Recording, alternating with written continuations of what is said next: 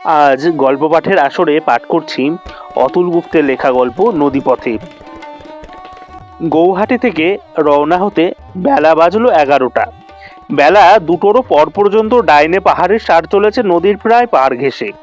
নিবিড় বনে ঢাকা পাহাড়। হঠাৎ মাঝে মাঝে এক একটা পাহাড়ের খানিকটা অনাবৃত কালো পাথরে মোড়া প্রকাণ্ড ঐরাবতের পাশের মতো। একসার পাহাড়ের পিছনে আর এক সার, তারপর আবার এক সার। দূরে দূরে আরো সব সারের মাথা দেখা যাচ্ছে, অতি পাতলা নীল ওড়নার মতো ফিকে নীল কুয়াশায় ঢাকা। এক জায়গায় একটা পাহাড় তার সঙ্গীদের ছেড়ে আড়াআড়ি সোজা চলে এসেছে জলের মধ্যে, নদীর সঙ্গে পরিচয় নিবিড় করতে। উল্টো দিকের পাহাড় একটা চরের জিহ্বা অনেক দূর নদীর মধ্যে এগিয়ে দিয়েছে।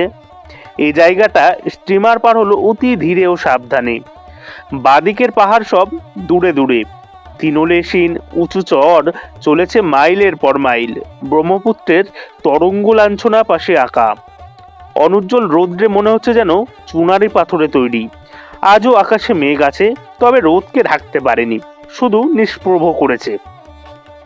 ডান দিকের পাহাড়ের প্রাচীরটা যখন একটু একঘেয়ে বোধ হচ্ছে, এমন সময় হঠাৎ পাহাড় গেল দূরে সরে।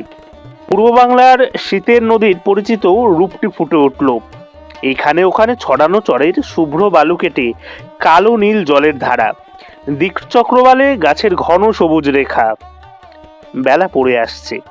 কেবিনের সামনে বেতের কুরসিতে রোদে বসে আছি। সম্মুখে একটা গোল চর, চারদিকে নীল পাহাড়। যারা ছিল নদীর পাশে, বাঘ ঘুরে মনে হচ্ছে তারা যেন নদীর মাঝ থেকে উঠেছে। একখণ্ড কালো মেঘ সূর্যকে আড়াল করেছে রূপালী জরির পাড় দেওয়া নীলাম্বরীর আঁচল। মাঝখানে একটা চোখ ঝলসানো গোল ফুটো দিয়ে নীল আকাশ দেখা যাচ্ছে, নদীতে রঙের স্রোত। সব মিলে মনে হচ্ছে যেন টান্নানের একখানা ছবি। একটা চরের ওপারে নদীর মধ্যে সূর্য অস্ত গেল, আগুনের প্রকাণ্ড গ্লোব। ঘড়িতে 5টা 6 মিনিট। অনেকটা পূবে চলে এসেছি।